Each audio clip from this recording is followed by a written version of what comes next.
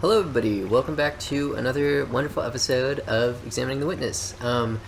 This time we're going to be talking about the Mangrove area, which is long delayed. It's the original reason why I dropped the series for 3 years, because I recorded it and it took like 2 whole hours, but then I lost the audio, and then I was just like, I don't want to do it, and I never got back to it. But now we're getting back to it in 2023. It is, like before, it's going to be a whopper of an episode because there's a lot of stuff to talk about in this mangrove area. But there's a lot of interesting stuff. So unlike some of the previous episodes where I've been like, this is going to be really rambly, like it's kind of skippable, here I would encourage you, rather than skipping the entire episode, to skip around within the episode by making use of the little timestamp links in the description and everything. But you've got to get to the mangroves by boat. It's the only area where you actually have to use this wacky, whimsical boat, and that is significant because the mangroves, it's a deliberate late game thing, and it's also, there's a bit of deliberate obfuscation going on, where so it's on the hard side of the island. Here are all these beautiful mangroves. It's kind of like tucked away back here, not as visible as some of the other areas. The hard side of the island being like the marsh, which is super logically, obviously like the end game mountain, and then the mangroves, which we're going to do right now, and the easy side being the tutorial, the symmetry area, and the desert. Hold up, the desert is not easy. Well, but it's easy once you get the knack. I don't know. And this is the older stuff, and this is the newer stuff in terms of like chronology. But here we are, and we gotta arrive by boat because, partly because the theme of this area is like bridging and drawing a line from one spot to another and connecting two things. That's the mechanic in this zone. And it also kind of becomes the theme in other ways, as the Witness always does. The Witness kind of wants this to be an area that you don't get to until late. Yes. And I think that has a couple of interesting consequences in terms of the whole game. But anyway, so it is designed to take a while for people to get here because this area, like a few of the other areas, relies on symbols from elsewhere in the island, and it also allows the stars to be used almost as like a plot twist, like late breaking reveal. There's lots of other places on the island, like the quarry, where stars just show up randomly, and the player is kind of like, WTF, I've never seen these crazy stars, like what's the mechanic? It's this impossible to figure out thing.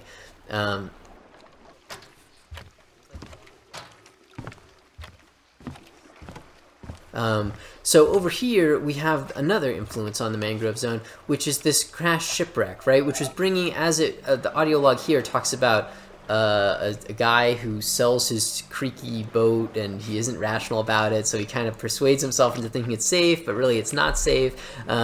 And this is one of my favorite audio logs. Yeah. We covered that extensively in a previous audio log. It also has the Rupert Spira clip, like the vault is down in there, and one of the hardest puzzles in the game.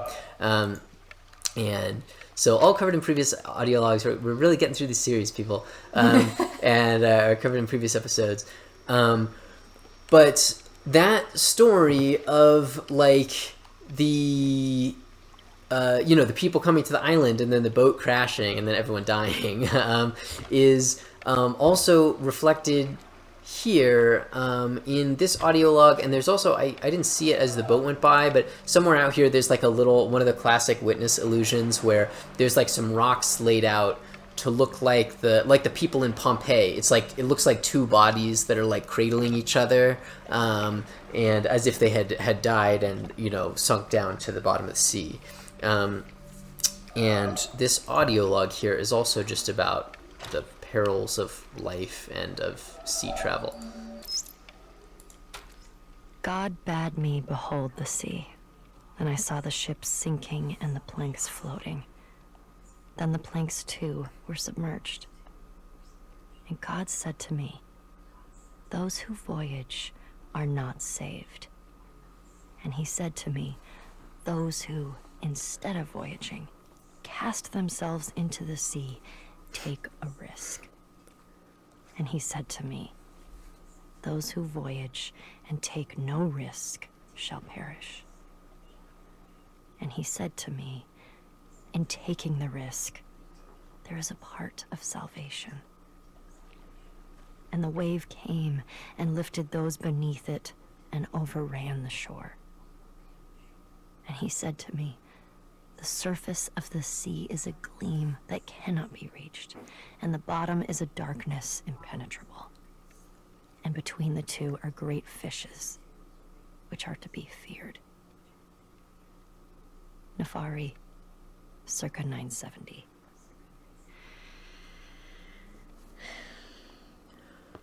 So this is one of those audio logs that what?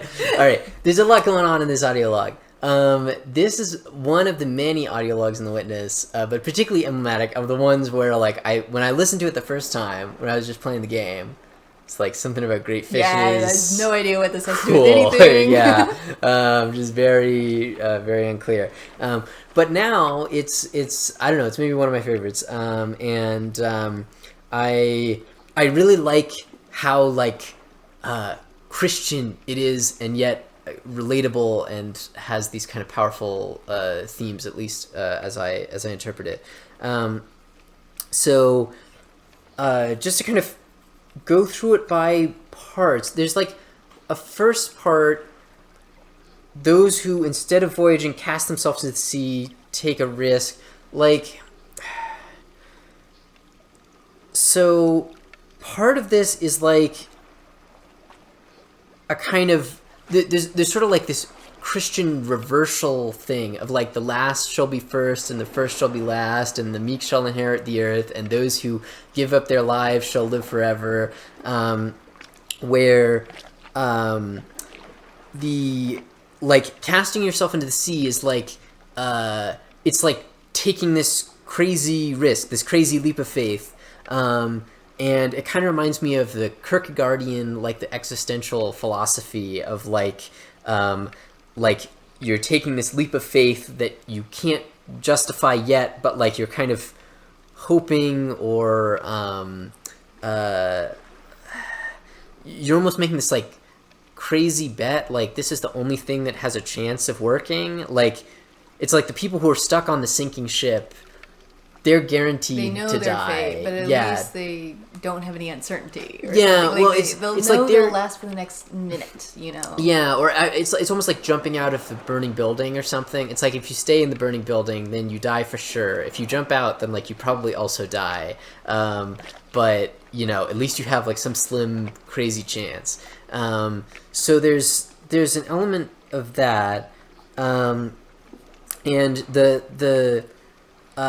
but there's, like, kind of no guarantees. I like that it says those who cast themselves into the sea take a risk, and then in taking a risk there is a part of salvation. It's like it's only partly it's like you're closer, you're getting warmer, but there's no guarantees. You're, like, entering into this super uncertain land, which I think I've just been using this hyperbolic language about people in burning buildings and stuff, but it's this is, like, for people trying to make any, like, big philosophical commitment or, like, big decision in their lives or something. Like, if you're, like, an early Christian, or a modern Christian for that matter, and you're like, well, should I really, like, believe all this crazy stuff about Jesus or something? Or then, you know, when the whole rest of the world is just going on, it's kind of well, you're thinking about divine stuff instead of just, like, you know, the next day-to-day thing as well. Yeah, it's Are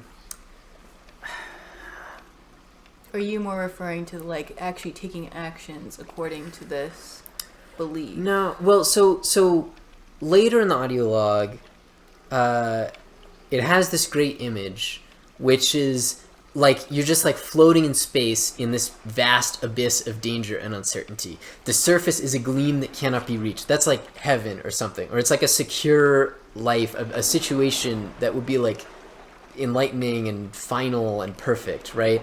But it's infinitely far away. It's a gleam that cannot be reached, the safety of the surface. So then the bottom is a darkness impenetrable.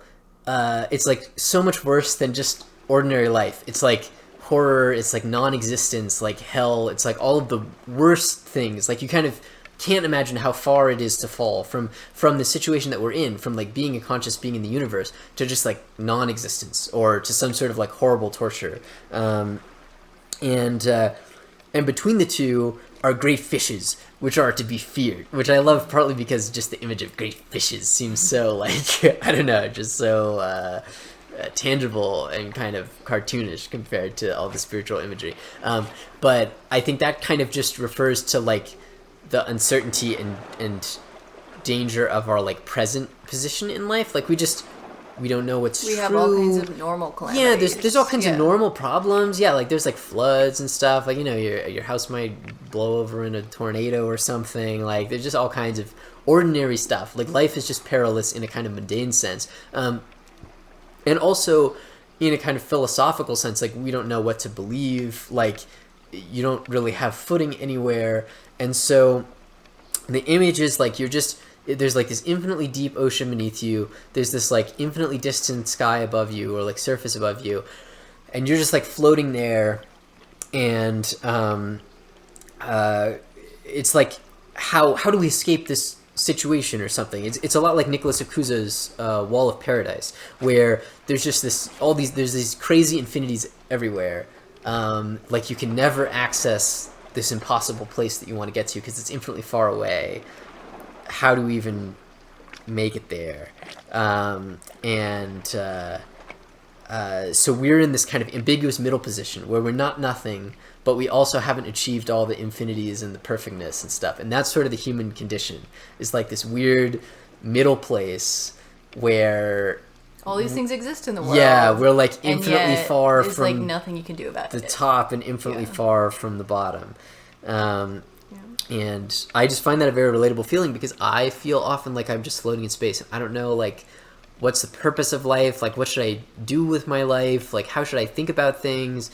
I wish there was some place of grounding, you know, where I could, like, stand and, like, have a sense of, like, okay, like, this is, like, totally true, or like this is my number one priority, like I should be all about this and this is the most important thing in life. But it's just like not clear. Like, you know, maybe on some political level I'm like super hyped up that, like, I don't know, like the dollar is gonna hyperinflate and I gotta buy gold and stuff, which obviously I'm not. But like, even if I thought that was like the overriding concern of my practical everyday life, I would still have questions about like, well, but like, even if I have a lot of gold and I survive the coming hyperinflation, then like, you know, I'm still mortal and like I'll die, and like, what does it mean to live the good life and like, stuff like that? What do you do with the gold? Yeah, exactly. So there's just, you know, there's just no escaping the fact that there's like no place of grounding, and I'm a very first principles type thinker, and so to be without any, it's like math where you have to adopt the starting like, axioms in order to and be like, hey, if I work at this for this amount of time, then I'll understand this thing. And it's like, actually, no, you might never understand that thing. You might suddenly have your life derailed tomorrow. You might become sick or realize that actually some other thing matters. Like, there's just no way to actually make plans in a world that's like this. Yeah. And so I kind of like the sense of this. I mean, it can almost seem like it's like just encouraging people to take crazy leaps of faith and stuff. But part of the message that I take away from this audio log, or just associate with this audio log, or I'm reading into it or whatever, is the reminder, kind of like memento mori, right? Like, remember that you will die, and that therefore, like, everything is kind of crazy and risky. Like, we like to pretend and live in this sort of bubble where I'm like, hey man, like, I, like, you know, like, my retirement account is topped up. Like, I have a good job. Like, I, like, live in a city that is not prone to earthquakes. Like, you know, I'm like on the right side of the law. So therefore, like, my life is secure. I've got it figured out. You know, I, like, am in a good place. And everything is fine. Like the dog in the burning building who's like, this is fine. Like, I'm like, I've got everything figured out, so it's fine.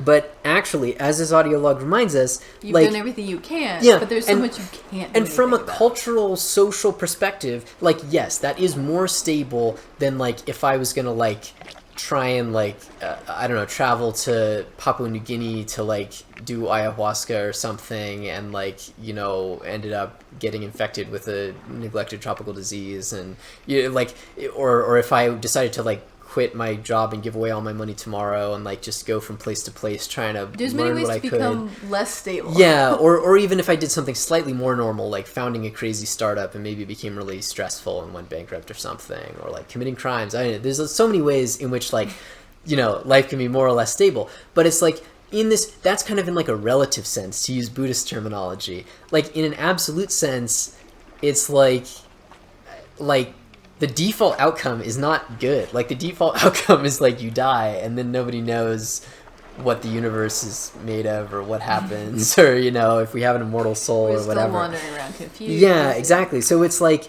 remember that, like, actually, like, lift your eyes from culture and the whole world of, like, the economy and society and social relationships and stuff is super risk averse, and it wants you to top up your retirement accounts, and it wants you to believe that those kinds of things will give you, like, this sense of Maximum comfort and satisfaction, safety and yeah. stuff. Yeah.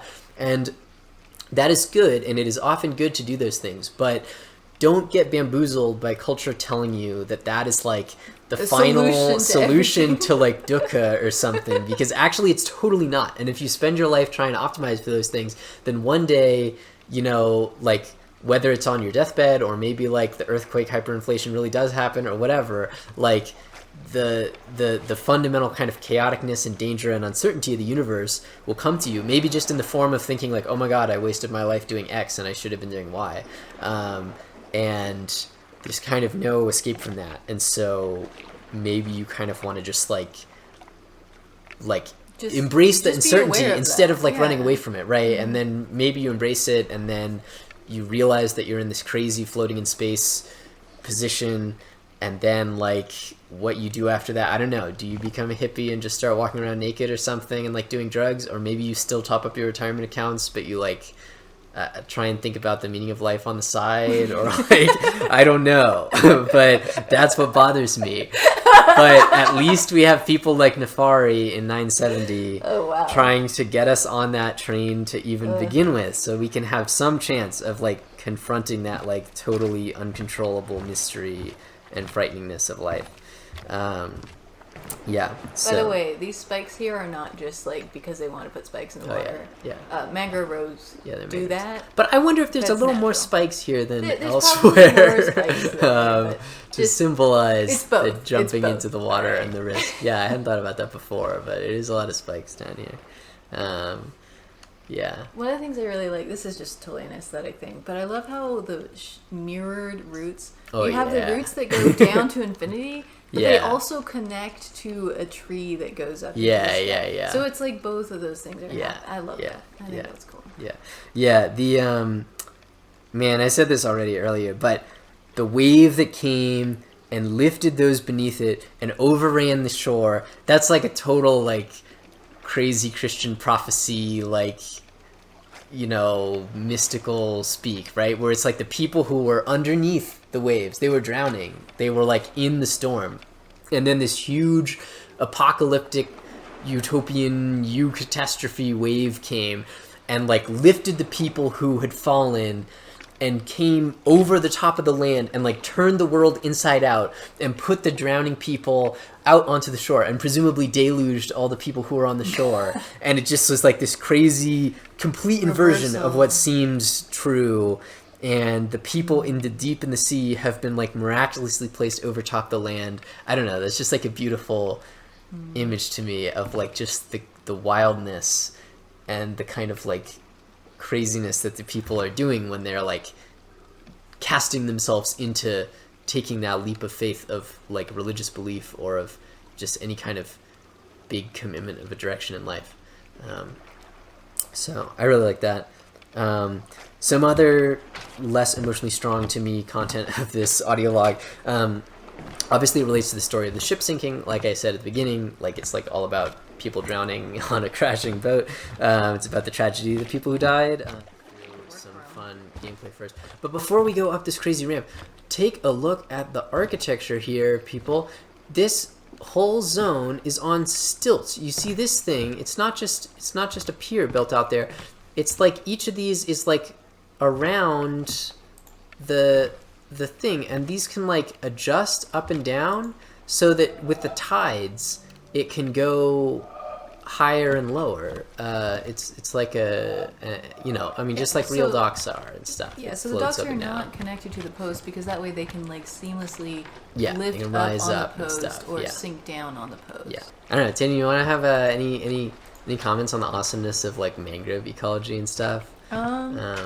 So one of the things I was noticing as you're walking around is that there's some other little kind of like large leaves that are sitting around. Those are mangrove babies. Like that's not just like. Oh, it's not a different type of plant. No, those are just the young ones. Come out with what's the official name for a baby leaf? Cotyledon. Yeah, like the first two leaves. Yeah, the first two leaves. All right. Well, other things that are cool about mangroves. So yeah, those spiky things. Those are like roots that are coming up in order to breathe. In order to get oxygen. They need oxygen. Because obviously if like, you're growing trees swamps and like plants get waterlogged, they Yes. can't breathe. So you need to have some. I mean, the oxygen. leaves can get oxygen because they're in the air, but the Yeah. roots also need oxygen. I don't know if that's because they're like working together with fungi that need oxygen, or if it's because it just is a lot faster if you have oxygen down there instead of How like. do they trying to survive living in like salt water? That's another thing. That's what not a happens is normal- they absorb a bunch of salt, but that's like incredibly toxic. So they put all the salt into their leaves and then drop their leaves off into the water to like detox the salt in their bodies. Yeah. Huh. Wow, salty leaves. Yep. Bananas. Yep. Yeah. Another crazy thing about mangroves, I remember being in a tropical part of Australia once and going on a little tour, and the mangroves will have all kinds of these amazing different seeds, which are like very puzzle-like and honestly very witness-like. So one of them would have seeds shaped like a little javelin or something, and they would grow like long teardrops, like long pointy drops or something, and then they'd fall off, and with their energy and weight, they would like stick themselves into the ground, just like one of these. Muddy and sandy. Yeah, exactly, So they bury exactly. themselves in and not get washed away by the tide. Yeah, like a They- bunker-busting seed. Yes, And exactly. And they'd stick themselves in, and then they could grow to become a new mangrove. But another was like a flyer, and it was like a seed embedded in little. Maybe we could even find pictures of these because they're so crazy. I'd love to. It was like a seed embedded in like a little butterfly wing leaf that was like transparent, and it would Wow. come off, and the air is like so still in some of these packed forests and stuff, and that it could just like float. And it's not like a spinner that would just like spin and then fall to the ground. It would actually float like a long distance through the Wow. jungle and land in a different place. That's amazing. And then the third one that I remember is like a big ball, like a sphere, and they would fall and crack open into a bunch of different pieces, and I have no Like idea a what coconut? evolutionary. Well, yeah, except coconuts don't just like instantly break into a ton of pieces, but these would. And I have no idea what benefit that brought the tree, but it's known as like a monkey puzzle tree or something, because, you know, obviously a sphere that breaks into a bunch of pieces is a fun game to put together again. And so, like, you know, Wow. people in like Papua New Guinea and Aboriginal Australia and stuff like that would, you know, would have fun. These are all piecing that totally together. new facts. You should have told me these before. This Oh, is yeah, yeah, amazing. yeah, I'm gonna be yeah. looking. Which is interesting because there's all these houses over here versus here there's just one house, and so it kind of feels like, I don't know, connecting the individual to the group or something. It has a nice vibe. We've got two little flowers here on screen because of the flowers symbolizing the mechanics, and interestingly, these are almost 8-fold flowers. I guess they have 7 petals, but so symbolizing the mechanic that we will soon learn, which is that you got to unite the two. You can't draw any lines in between them. Previously, what, 2 out of 3 options would get you Get you past the door. the answer, but now you've got to do this one thing, right? You got to squeeze through here, and if you go through any of the other ways, then it doesn't work.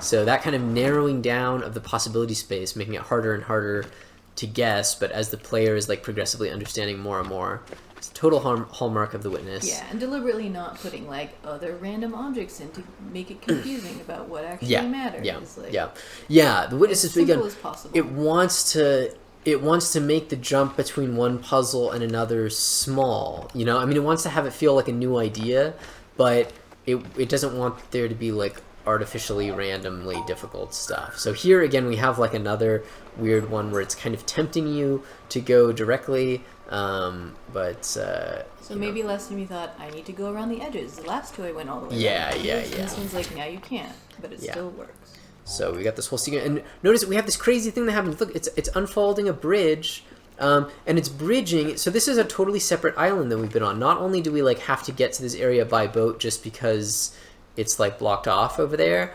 but we're actually, this is the only totally separate island that you get to on the game. The only other thing that's close is the symmetry area, which has water going under it, but it has like a rock bridge, you know? That's how you walk onto it. Versus here, there's continuous water this whole way. So this is like a little meta island that you land on, and then you're going to connect it to the mainland.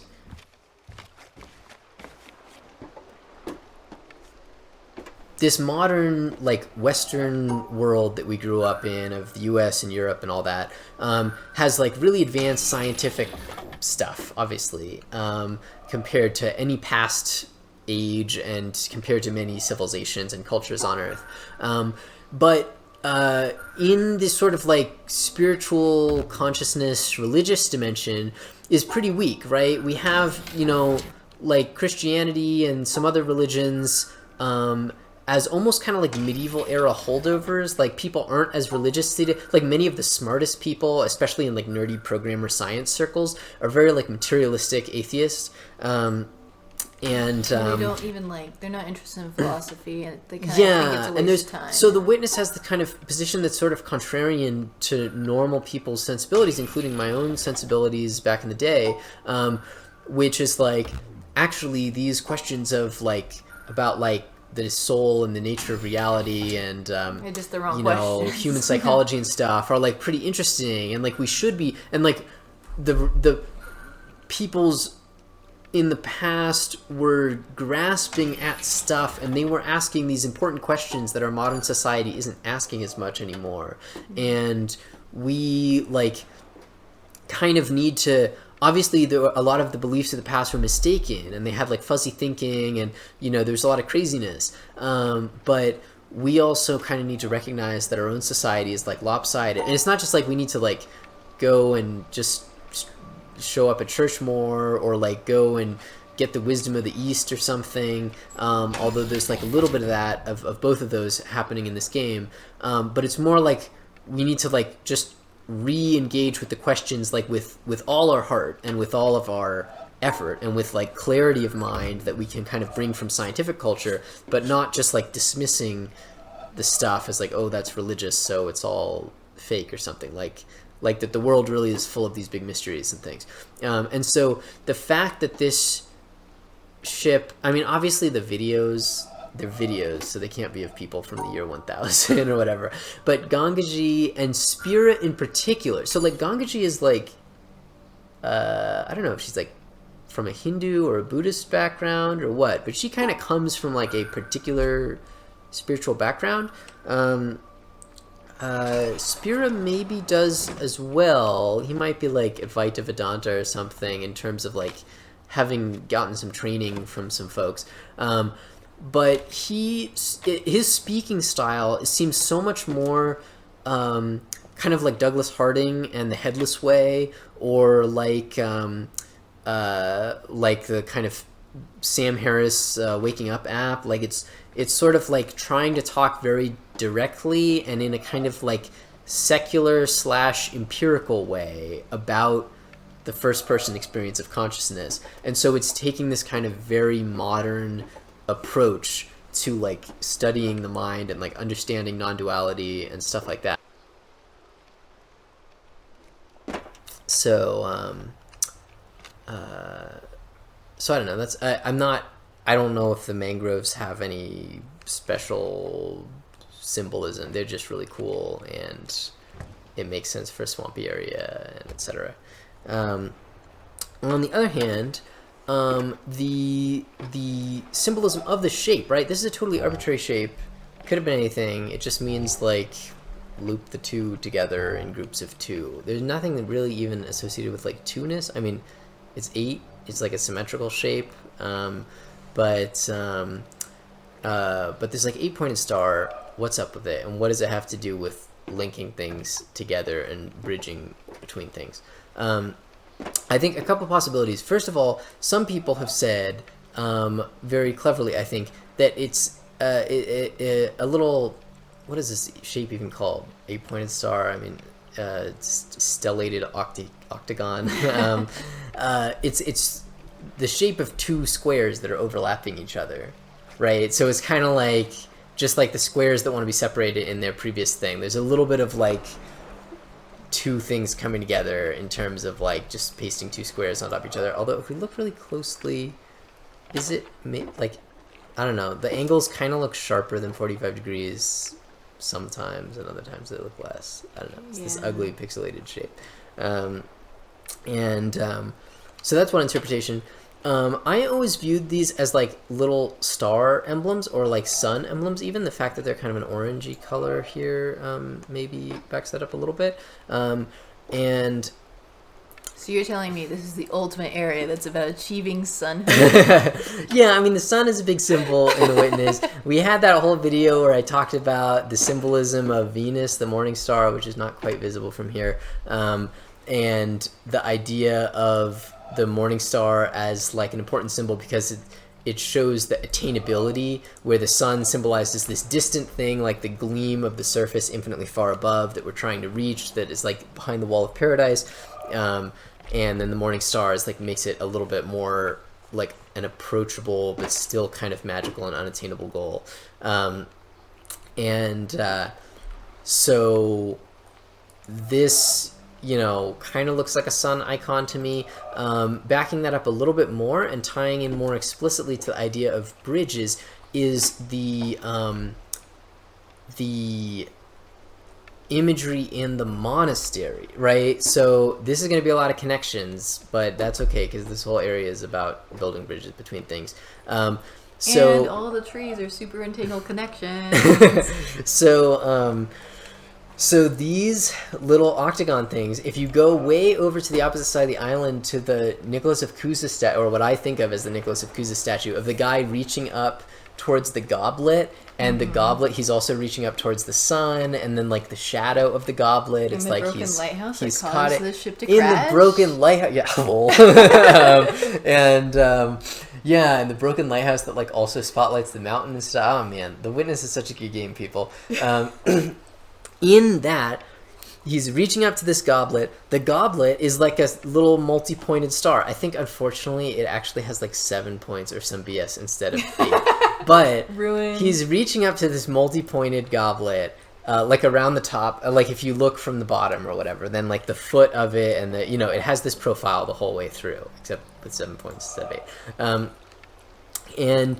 And then the shadow and the way that he's reaching actually make it look even more like he's reaching for like this flat star-shaped icon because of the way that the glass shadow kind of gets compressed due to the angle of the sun, and normally it would have the stem of the cup reaching down, but the shadow of his hand is kind of blocking that. Yeah, so it really looks like he's reaching for like this icon, and then it gets deeper because over in the monastery, remember there's those panels where there's a guy who's reaching off to the side, and this is the panels like where it's teaching you about across the gap. Yeah. Yes, and he's reaching across this unbridgeable gap because there's a bridge which has like fallen apart or something. So he's like on one half of the bridge and he's looking out towards the other half, and then it's like, what's there on the other half? And you see there's the image of him reaching in close-up, and then there's the image of the giant uncrossable gap, and then the other side of the bridge, and then you get like this first-person perspective where you're looking like from his perspective, and you're seeing the goblet, which is like the same as the thing, Isn't it large, out on the statue. Isn't it like right in front of you?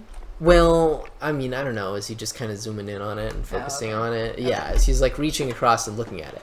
So that, to me, kind of brings together like the goblet symbolize, and that's like linked to the sun, symbolizing the like unattainable perfection of understanding, and like I don't know, like connection with the fundamental stuff of the universe. Okay. So the goblet is linked to that. But it's like two things. I know. and It's a lot of things. And then in the monastery, the goblet is linked to the idea of like bridges that are connecting across a vast gulf. And then here we have this little star symbol, which is kind of linked to the goblet. And then it's also all these bridges that we're physically creating.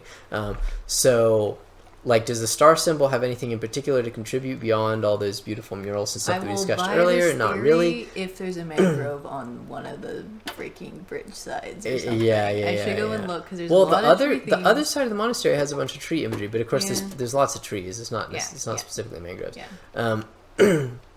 But yeah. So, anyways, that's a lot of stuff. But I think that's where this symbol is like comes from. It ties into the goblet imagery and the sun imagery and stuff like that.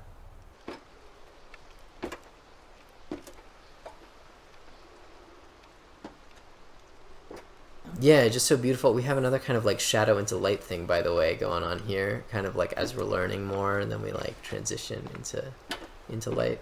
But I don't know, that's also overdetermined by the fact that like there's no trees here.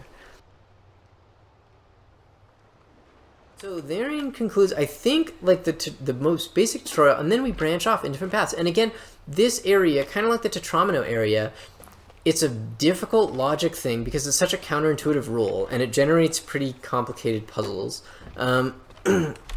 And so you're a little bit more self-aware because you get stuck more often. Yeah. You're more self-aware about the process of thinking of hypotheses and then being like, oh, that's wrong, and going back and checking, versus if you're just in the beginning of the game, you're kind of just like blazing through and like just figuring out very quickly, like, oh, like I'm trying to figure out where the apple is on the tree. And or if you get stuck, they kind of like sit with it for a little bit. Yeah, but I mean, it's easy to kind of unconsciously like learn the rule without paying that much attention to the game design of like, oh, look at the way that the game is teaching me to learn the rule. And a fun thing that happens in this mangrove area, which unites it also with the marsh, but even more so, is it's like really explicit. It's a place to kind of like watch yourself learning the rule. You think so? That's cool. Yeah. And I mean, just because like the boat has gated it so that you come here really late. Sure. So you kind of done it a bunch of times by the time you get there, so you're in a like position to introspect more. But also this whole process of like literally walking across the steps really emphasizes that you're learning and that each thing is like a tiny little step from the previous thing. And then we branch off into these different paths, and they are each going to teach us about different stuff. So like this one here, this purple one, which I guess we'll just embark on now. Is it purple more difficult, or? No, actually the color scheme goes wild here, and we get this bizarre like secondary color scheme. Like you see, this is like a really like toxic bright purple, you know? And then there's like green here. Like these colors don't show up elsewhere in the witness because they're so freaking ugly. Aren't you? Yeah, and it's not even the same color scheme as from the color area. Anyways, it's a huge mess. You can listen to my episode on the color lab if you want to hear me being confused about colors for 2 hours. But yeah, so I'm not sure exactly what the secondary colors thing. But what I mean by secondary colors is like we have purple, orange, and green, and each one of those is like what is that? It's like red, blue, and yellow. Like orange is a mix of red and yellow, purple is a mix of red and blue, and green is a mix of blue and yellow. But that's very different from the kind of RGB influenced color scheme that is, because the fundamental colors are red, blue, and yellow instead of red, blue, and green. So it's like paints. It's kind of like the primary colors that you learned in kindergarten and stuff, rather than sort of like fancy color theory stuff. My only thinking of like why is it using secondary colors is because secondary colors embody the idea of like connecting between things, because it's a bridge between two primary colors. That's right. So yeah, but anyway, so we have this nice little purple here, and the purple is teaching us about the intersection of the star patterns with the mechanics that we've learned before. And what do we start off with? Little dots. But with the exact same layout that we get in the very beginning of the game and stuff. Only now there's some stars in here, so we can't use whatever is the pattern that we would normally want to use. So, I don't know, like this or something. Let's see. We're going to come all the way up there. Oh, nice. I missed that was an option. And we get the same thing. the stars are Also mirroring that experience.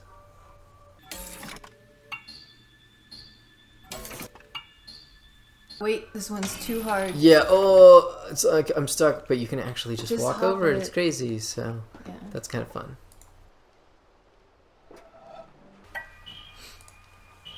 Nice little way in an area that doesn't have otherwise have too many optional puzzles to make some things optional. Well, this whole area kind of expects you to be able to turn around and do a different. Like, there's so many branches here. Yeah, it's nice. It's And, like, nice. you can go take a and come break if back you're and stuck stuff. on one. Yeah. And now we get the intersection with the other intro tutorial mechanic, so this the feels black like- and white tiles. This feels like the easier section then, because it's got the basic mechanics. Yes. Well, but also remember the witness has this kind of rule where it's happy to have all of the mechanics mix with the black and white tiles if possible. But then it is more hesitant to be mixing mechanics from the many different areas because then that can like get you in weird ways. Oh, right. Well, you should have no qualms about that in this area, though, because this is like one of the later sections. It is, but I mean, you know, the section's at a fat, right? What if you're colorblind and then you can't do that one? Or like, what if you're just really trash at tetrominoes, so you never get that? All right, so here we have something important happen. We just had a very confusing color change. We've been dealing with orange stars the whole time, but now we've got white stars and then black and white. We've got orange tiles, right? So it's like, is there something magic about the color orange that wants to be linked into, you know? It's like, no, it's, Good theory. you know, it's the shape It could have that been. matters, They the could shape have of the chosen that stars. rule. Yeah. Absolutely valid. Yep. So, let's see how we still gotta isolate the, yeah. Beautiful. All right, and now we get our full secondary color bonanza here. We've got green stars, we've got purple and orange tiles, and we have learned that it's just the shape that matters. The color indicates the kind of allegiance of the shape. Yeah. Those are some pretty crazy greens, then.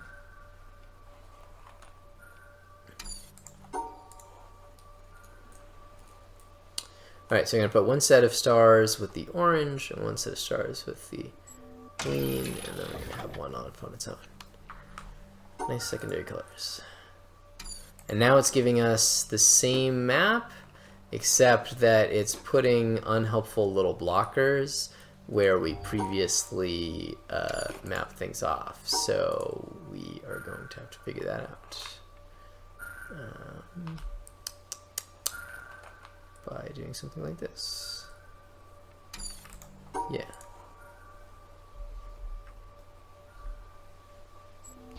Awesome.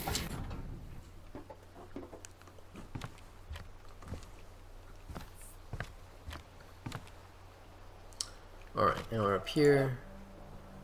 And now we get another twist on things, which is the, now we've got, previously, with all that color razzmatazz, the stars were always different colors than the tiles, but now the tiles and the stars are the same color, and so if we loop them together, we might be in trouble.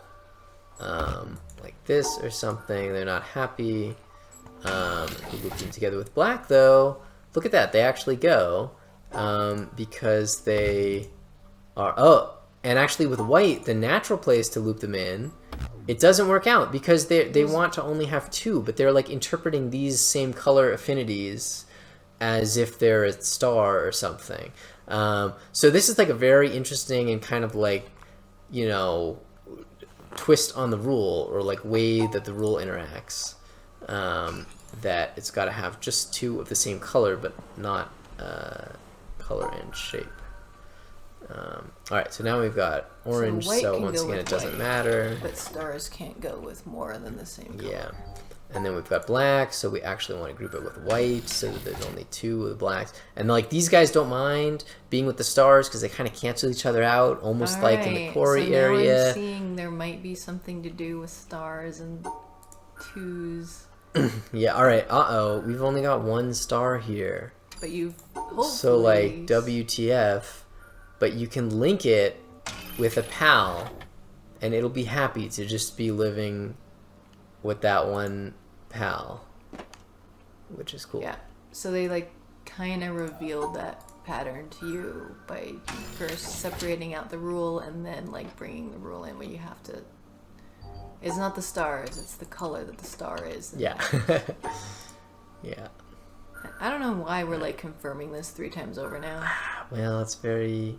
Oh, like just... Well, it's tricky, man. Like, you know, we're kind of like talking through this every bit of the way, but it's easy to get just like a little confused. You know, I mean, like when you're looking at something like this, there's basically 2 ways to do it, right? You're either going to group it with this or you're going to group it with that. So like you do one, it doesn't work. You do the other, you're like, cool. And then you just go to the next one. That's like the default human behavior. And so it takes a little bit of... But also these are all doing these subtly different things, and there's right? so many ways you can interpret this. Maybe you think like, okay, well, maybe the stars mean take one out of pairs of 4 or whatever. So then you look at the 2 and it's like, okay, oh no, now there'll be no extra blacks on the, or no extra whites on the board. Maybe that's bad. Yeah. And after doing all these with like black and white ones, you might kind of start thinking that they like something special they need to be sorted with their fellow colors or something like that. I don't know. There's like so many other, it's hard to even enumerate. This is part of like kind of like wordless communication of the witness, that it is like, by the time you get to the end of these, you have like a whole paragraph of like weird little unvocalized words that you've been tracking in your head. So like here, we just learned that we can put stars with their same color pals,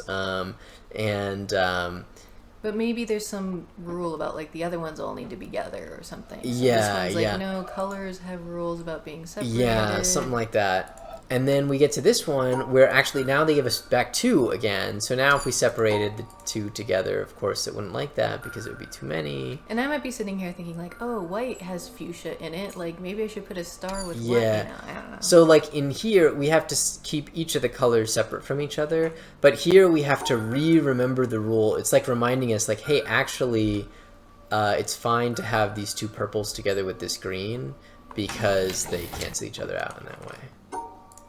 So there's a lot of stuff going on.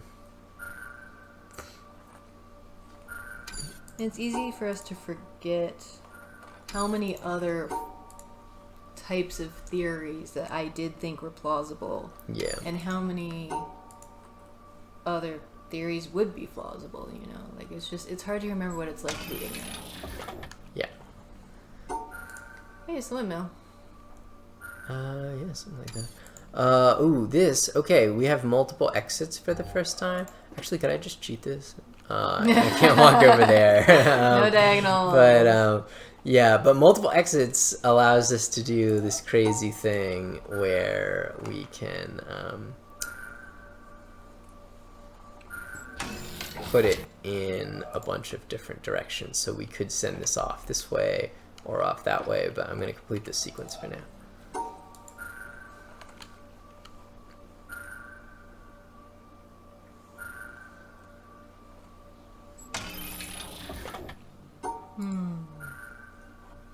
Satisfying sound. These 2 are very funny because they're giving you these kind of difficult to sort out issues, but then you just remember like, wait a second, the stars will kind of cancel each other out, and then you're good.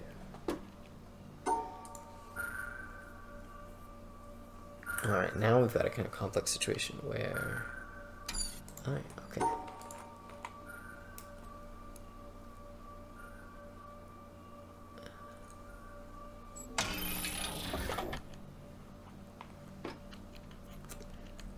Alright, so now we have the same map, except that few of the stars have been exchanged for tiles.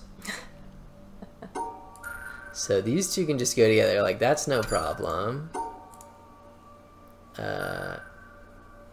But these guys are going to have a bad time because there's too many tiles in here, right? They'd be unhappy in that box that contains 4 black objects. So maybe we'll actually do some like crazy thing like this. But you can't have black and white together. Wait. Maybe we go stair step. Yeah. Boom. Oh, sorry, I missed the previous pose. Alright.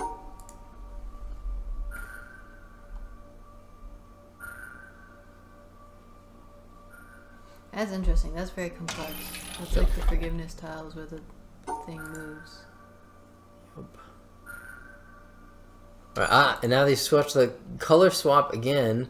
Now we've got the white ones have become stars, so we got to separate those like that or something.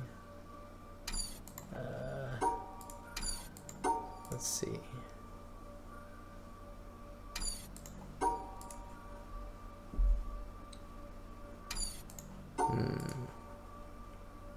Gotta like somehow pick out that guy, then also keep these two separated from each other. That should work, right? Because the white. Yeah, I'm just trying to find a way of doing it without, without blocking my exit. Oh. All right, nice. So we made out here these Doritos. And we made it to this sweet optical illusion, which we've got this guy out here. We have this tree, of course, that's like super singed. You can see it's not just black; it's like got kind of like charcoal texture on it up here, and you know, burned down. We have this like bursting forth with new life of like orange flowers or leaves, but of course it looks like the fire that's consuming the building. And then we have this guy here who is only visible from a particular angle. From out here it's just a bunch of sticks, but it comes into view as this guy with nice long hair and everything, and he's it's, as with so many of the things, it's kind of ambiguity. It's like maybe he's praying and this stick is just in the background or something, or maybe he's like starting the fire, like, right, he's like rolling the stick back and forth really fast, as is the way that one starts fires if you don't have matches or things like that. So it's like maybe this is like self-immolation, or maybe he's like praying. Again, this is like kind of the religious themes of this area, and also the kind of themes of tragedy and death. And I think it's interesting because there's no way to get here. Let me see if I'm totally wrong about that. By going out here and pointing this out. Yeah, alright, how do we... Oh, the bottom of that was singed. Oh, was it? That's cool. That would be cool. Alright, let's take another look at it with it actually pointing in the right direction. Maybe. It might just be kind of like rusty. Alright, so we can't get out to it. That's pretty cool. So that's neat. So we can come out here and walk around and see things up close. Can't get into the bottom. So are those flowers or are those leaves? They are, it's hard to say. It's like bougainvillea, right? Could be. It's kind of like Yeah, it looks flowery. More like that. Yeah, papery. Something that stands out to me about this area is the idea of, like, this tree caught on fire, but the other ones didn't catch on fire.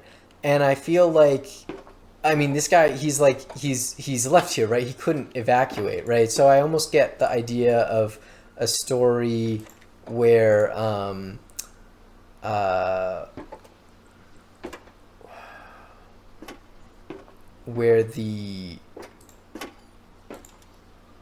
where like the fire started in this house, but then they like quarantined him by, you know, like they had to cut him off for the good of the group or something. Otherwise they would have all burned down and the whole village would have gone.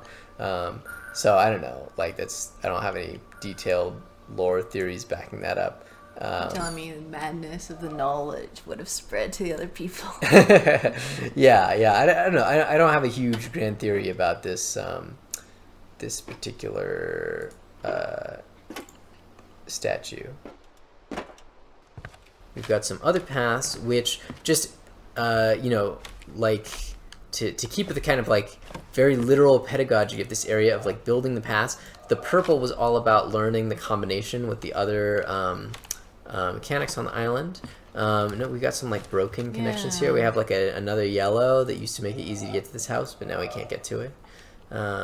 So again, this kind of somber. It's like this abandoned. I mean, everywhere on the island is abandoned, I guess, but this feels more abandoned, I guess. And each of these is clearly like an individual little house, but then they're kind of disconnected. So it's like, man, like this guy, he was cut off from the community, or like this. It's a big drawbridge was like cutting off the island, and like there's also another drawbridge out here preventing you from accessing this side. That's the whole reason why you have to get there from the boat. So it just feels like a bunch of like isolated lives in these like empty little houses, like when you're moving out. All like guru type who are just like, yeah, I want to go. Mountain people who are just like, I want to go think about the life, and they all cut everyone else off and spiral off. Yeah, but it seems like this kind of sad tone to me. Everyone drew up their So anyways, this might look like yellow from the tutorial area, but it is not. It is a darker orange. And now, look at this. We're getting stars of 2 different colors, which we have not had before. And we're going to figure out, see, naturally, I want to split these to make the groups of 2, but actually the different color stars don't care about each other. As we learned in the other orange panel out there, the different colored stars just care about that, like the stars aren't looking for other stars, they're looking for another item of their color, and so they don't even care about the purple stars, and they're fine to be grouped together. So you get a very counterintuitive solution like this, like where you aren't grouping the like things. Alright, so here's another like cool direction-y, changey one. Yeah. Oh, I don't know.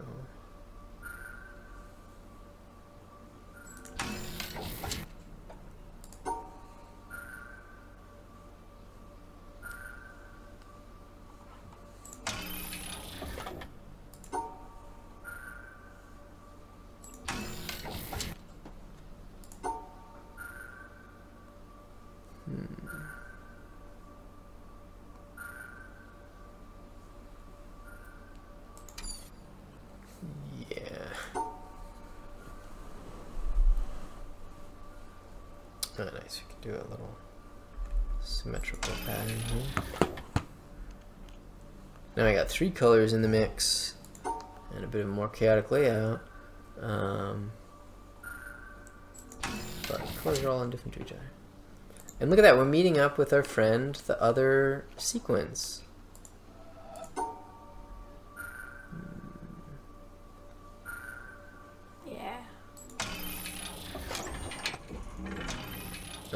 I'm not gonna work, friends. I gotta solve that puzzle. Alright.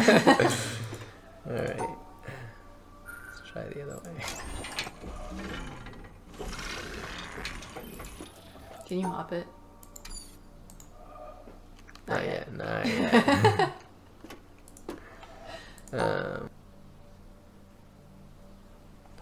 Okay, people. Nice. Efficiency. Verticality.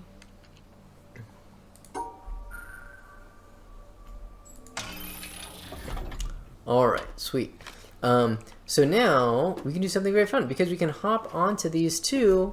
And so we've done something super amazing here. We've created like this whole area. We've been creating little bridges that are like linking 2 spots together.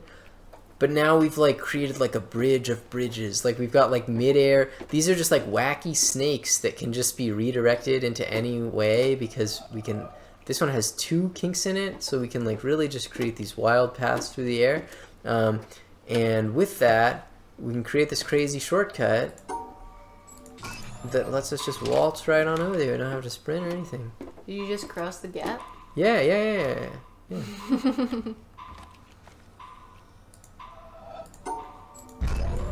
Alright. Look at that, we made it out without reactivating. Yeah, so there we go.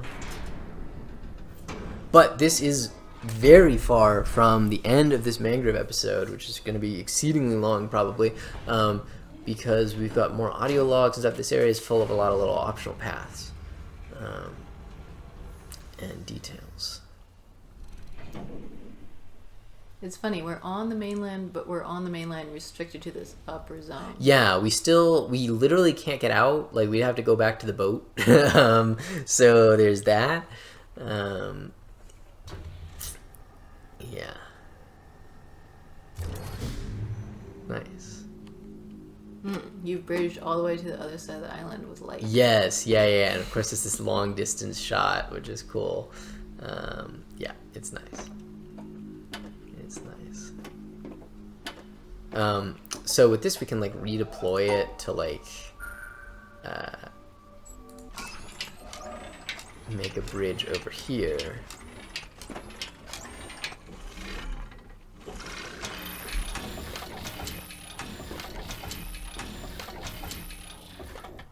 And then here we also have a very fun mechanic, because we I mean, of course, we've got this big, huge drawbridge that's separating us by actually not that much distance. And interestingly, we're not using the panels for the final thing, because I guess it wants to be a little bit more dramatic. And we have this puzzle, which is shaped like a little bridge, where we have this extra space, and then we have this little thing. So it kind of forces us to squeeze in there. And it's a very simple puzzle, but it's not. It's like we're bringing. This is also like a bridge of bridges, because like the mechanic so far has been just divide the two, just dividing the two, and they're happy, like the suns are happy being together, and then these purple suns are happy being together. But then we can also just open that up, and because they each kind of cancel out and don't mind each other's presence, I don't know, it's like there's a relationship here and there's a relationship here, and then we're like building a relationship between these two separate things, so it's like this meta thing, or I don't know. It's cool. It's a cool puzzle. And then we're out. So now we can loop back around and get a bunch of environmental puzzles on the bottom side, and all kinds of crazy stuff like that. But first, we've got even a little bit more to go, because there's so many unvisited zones in here, and we have this whole little green sequence, which is gonna, now this is optional, right? Because it's combining it with the tetrominoes, right? But maybe you haven't seen the tetromino. Now, remember, the quarry zone is like unusual in that it's like and like the end zone and the town. There's some areas which make you know a bunch of the different mechanics, but here they're still keeping it optional, which is nice.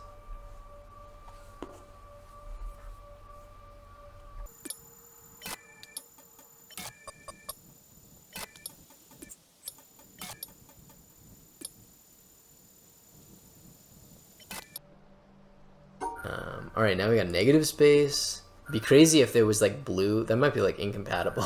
If you had like negative space, and the blue that canceled like, negative in space. purple. Yeah. Like, yeah, maybe you'd be able to. Maybe you'd have to put like 3 suns, so that then one of them would get deleted or something. Who knows?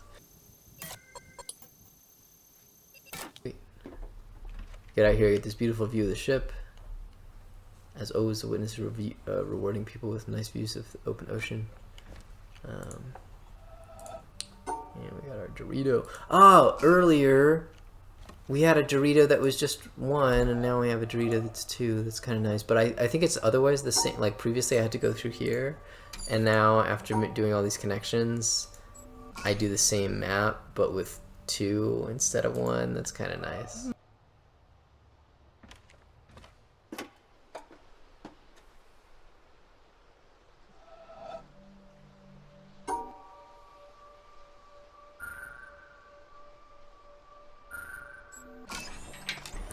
head over yonder. So this is really cool. So this broken yellow path has actually been repaired. This guy isn't an outcast from the society like the others. With this little thing that kind of has a motif of like the hotel stuff, you know? Yeah, it's a map. Yeah. And then like a truly ramshackle tree, very unlike the rest of the thing. So you can tell that it was like built later as like a more arduous workaround than this nice entrance that was originally here. And one thing that this is good for is completing this environmental puzzle right here, which we may not actually be able to get to because I have to go back and change this. But you go back to here, you'd have this puzzle come out this way, and then you can draw this sweet line right over there with this beautiful orange flowers there. So that's kind of cool.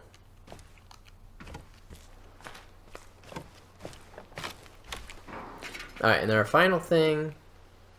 I appreciate the commitment to this game of like showing all, and this is funny because this path is totally optional, and then we have these 3 little heads that we can go in, which all showcase different optional things. So over there we get the weird little Doritos puzzle, which is like an optional puzzle that doesn't connect to anything, and it's kind of connected to like the weird late game stuff. And we get just a beautiful view of the ship. So it's saying like, hey, one of the kind of things besides the panels in this game is like The environment. just the environment. Yeah, just like the graphics, like it's just beautiful. And then we have another, which is this environmental puzzle path. And then in this third direction, we will get an audio log.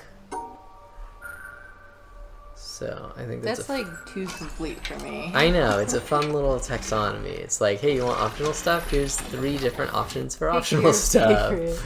But yeah, so we have this treehouse. This one's too tall. We can't, again, not connected to the rest, right? It's like very, I don't know, it has this lonely feel. And we can only, this is where I want to jump like more than anywhere else in the Witness, because I have this crazy like eye level view of the floor of this like isolated thing. Fun fact, if you don't complete this green one and you leave it tipped up, then you can see just a little bit more. Oh my gosh, that's so true. Lord. All right. Well, at least we can still hear some Gangaji. When we choose silence, we choose to give up the reasons not to love, which are the reasons for going to war, or continuing war, or separating, or being a victim, or being right.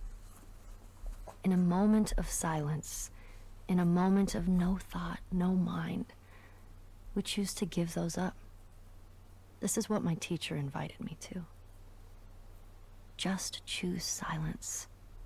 Don't even choose love. Choose silence, and love is apparent. If we choose love, we already have an idea of what love is. But if you choose silence, that is the end of ideas.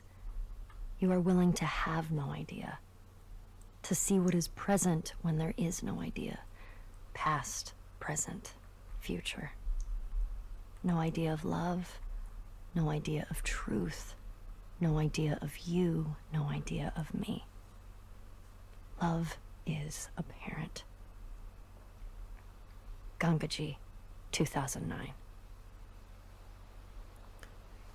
So this is a nice quote.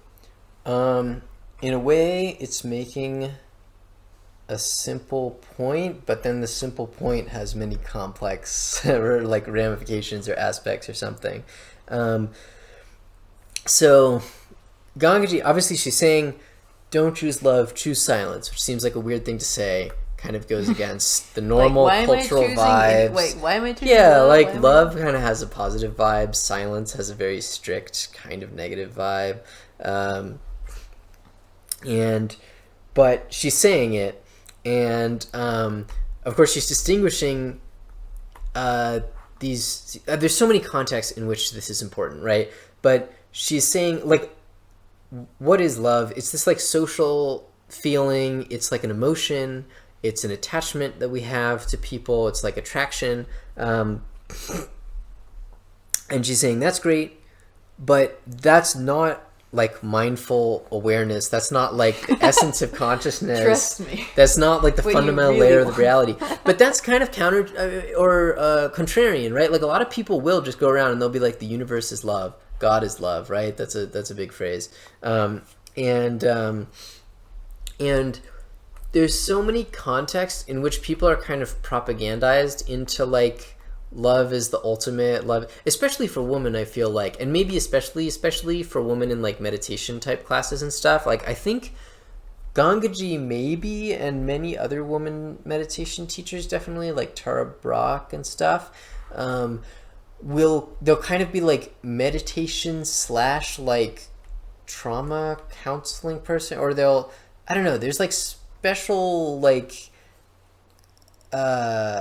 I don't know, meditation teachers that'll also be, it'll be like a kind of trauma recovery thing, or like PTSD recovery type thing that woman will participate in.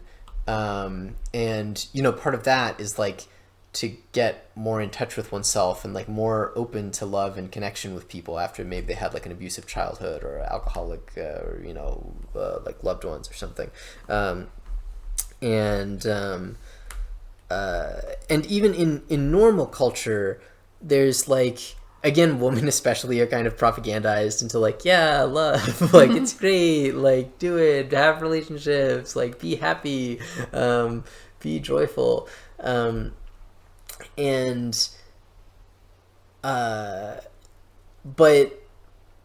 a lot of the mindfulness stuff can end up pushing back against that a little bit, right? So like when you learn about like Buddhist stuff, it can kind of have this attitude, the pitch is like, hey, you know, all those negative emotions you have, like that comes from like your constant feelings of craving and attachment to stuff, and you need to like not have that craving and attachment, and then you won't suffer. And people are like, great, sign me up. But then later people are like kind of reading the fine print, and they're like, wait a second, but like what about all the cravings and attachment that I have to like things that I like, you know? Or like, what about like, you know, all the good stuff that I want?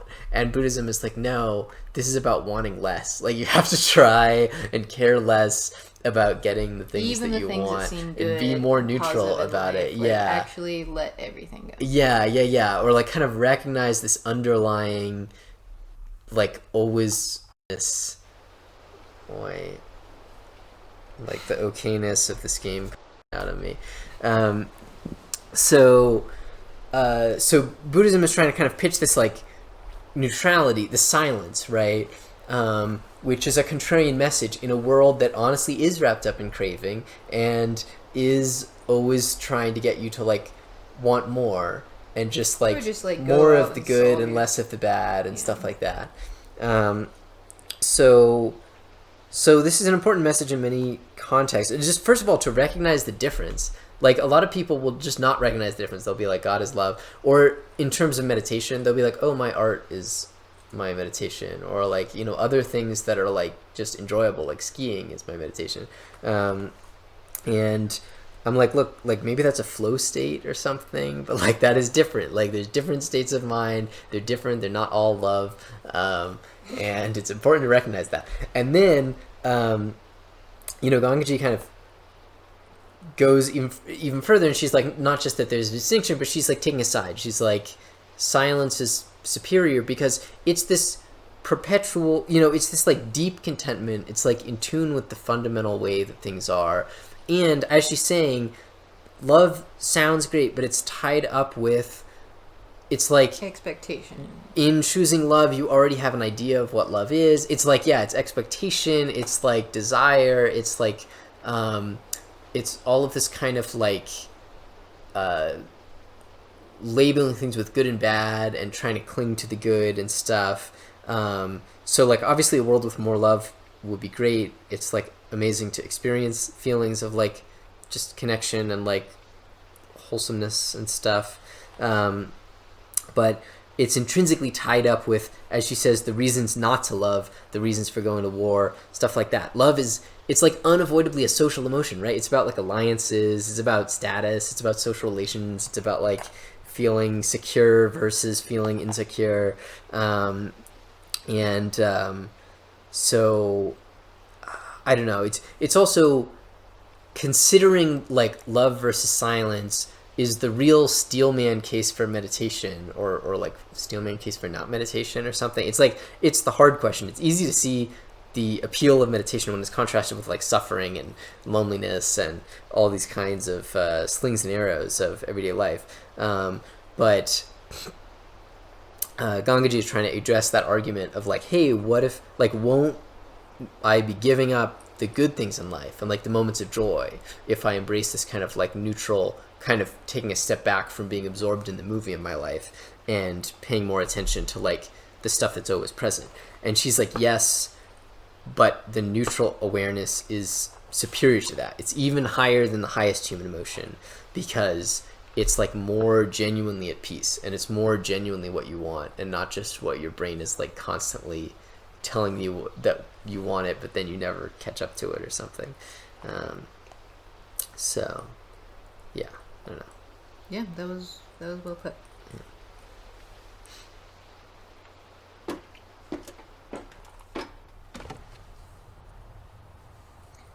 Do you want to finish your thought on like woman being told to love a bunch, or go for it? I mean, I am totally complicit in propagandizing people in this way, and other things equal, like it's good to propagandize people in favor of love instead of like nationalist hatred for all others. You know, like there's definitely, you do a lot worse. But yeah, there is kind of a well, there's kind of a mystical aura around it where it's like, this is kind of the point, it's the one good thing, everything stems from it, and then it's kind of amorphous and unclear what it is. It's one of the things that makes meditation appealing to me, is that when they're talking about something very specific, that they actually are trying to stop it. You get folded up. yeah, plastically. Yeah, alternate mode of the game. Yeah. Whole new perspective. But as you're saying? Anyway, so one of the things that's really nice about a lot of these meditative traditions is that they're actually talking about something very specific and concrete. It's like impossible to communicate, but there is something that they're trying to talk about, whereas a lot of the kind of wooey love, just feel more good TM, it's not, I'm not sure that they're talking about any one thing so much as just like, I don't know, just pointing at just an emotion, I guess. Yeah. And like not even a specific emotion, just like a whole, like anything that's nice. Alright, I warped us over here so that we can see the workings of the crazy flippy bridge from the outside. Oh my gosh, look at that. The other one unflips for a little bit so that this one can go through. Mm-hmm. Wild. And then here, thanks to our arranging of the tiles, we can put together a really crazy path that takes us all the way around this big pink spiral tree here.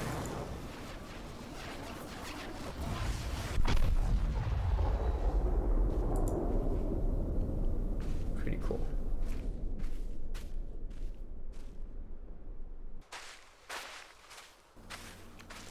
Alright, so to conclude our episode for today, we're going to be doing this one final audio log, which is, again, also about the tragedy of the people who perished on the boat. And yeah, this is like a World War I poem, I think, or a poem from 1914, I think, on the theme of the war by Rupert Brooke. These hearts were woven of human joys and cares, washed marvelously with sorrow, swift to mirth. The years had given them kindness. Dawn was theirs, and sunset, and the colors of the earth. These had seen movement and heard music, known slumber and waking, loved, gone proudly friended, felt the quick stir of wonder, sat alone, touched flowers and furs and cheeks. All this is ended. There are waters blown by changing winds to laughter, and lit by the rich skies all day. And after, frost, with a gesture, stays the waves that dance and wandering loveliness. He leaves a white, unbroken glory, a gathered radiance, a width, a shining peace under the night. Rupert Brooke, 1914. So I am not super familiar with the context of the wider poem that this is a part of, but I think this is about like the war dead of World War I, or people who died in some other disaster. And of course the poem spends most of its, or this audio log clip spends most of its time describing with these vivid words like all of the experiences, the whole inner world of the people who died, right? That it's that people have their own dreams, their own loves, that they experience the, you know, the bolts of wonder, the like just the it's really trying to evoke not just that they were people with like their own plans and stuff, but that they were like their whole world, as each person is their conscious world and has all of that rich experience. And then, you know, they die, and where does it go? It's all has been gone like a candle blown out. So that's of course kind of referencing in the context of the view here, all the people who perished on the boat, right? That it's this mass tragedy, but there's always this kind of stark difference between like the societal effects of like, oh, the people who died, and that's sad for everyone else, but then I don't know, it's just kind of like the unknowability of death, or the infinitude of it, that it's the end of these beautiful little worlds that are like different inside each person. And then we get to the part which is quoted in the world's longest audio log, way over on the other side of the island on the beach over there, where he talks about there are waves that are blown by wind to laughter. And there he's using like the sea, the surface of the sea, as a metaphor for, I don't know, for life and death, where the kind of happy, moving surface of a lake full of waves and, you know, sparkling reflections of the sun and things, is the living experience. And then frost comes in and freezes everything, and it's like, what's left, or like what's this transformation that's come, just leaves a stillness, a unbroken, I forget the wording, but a gathered radiance, and Peace. yeah.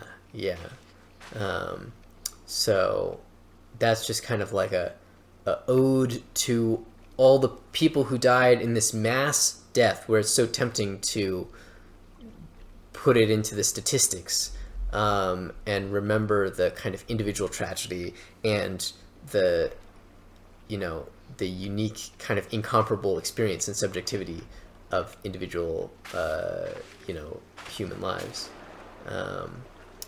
Which of course gets back to the, you know, is the classic witness theme of trying to understand the, you know, just the first person conscious experience of the world, and like relate that somehow to the mundane world that we're living in most of the time. And yeah, of course, if, you know, we're always living in both worlds 100%, right? Mm-hmm. So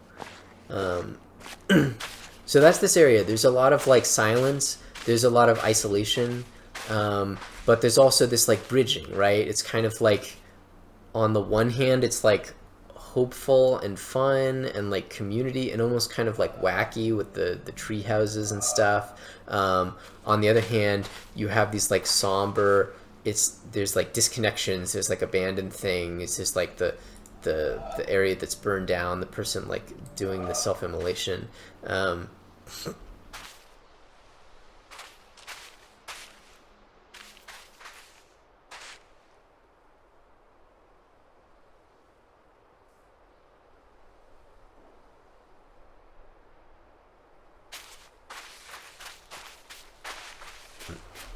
And so we have this like vast kind of stark tragedy looming over us, like the black peak in the Wordsworth audio log that we're not going to cover. And then bookending it on the other side, we have this like titanic, like meditative statue, right? Who's like totally choosing silence and is just trying to, she's like very calm and neutral, right? Even in the face of this great tragedy. Yeah, so really we have this very logic-y thing, but it's like this thin... it's like floating on the surface it's of this thin world. thing, and then there's these like deep, powerful things in this like murky water. Yeah, so it's kind of like an emotionally powerful, very poetic area. And it's interesting, I guess, that it's contrasted with this audio log over here, the war poem that mentions the water, is then quoted over in the like world's longest audio log on the beach by the science guy Arthur Eddington, who's also has an audio log in the Color Lab where he's talking about like, you know, the wavelength of light and stuff. And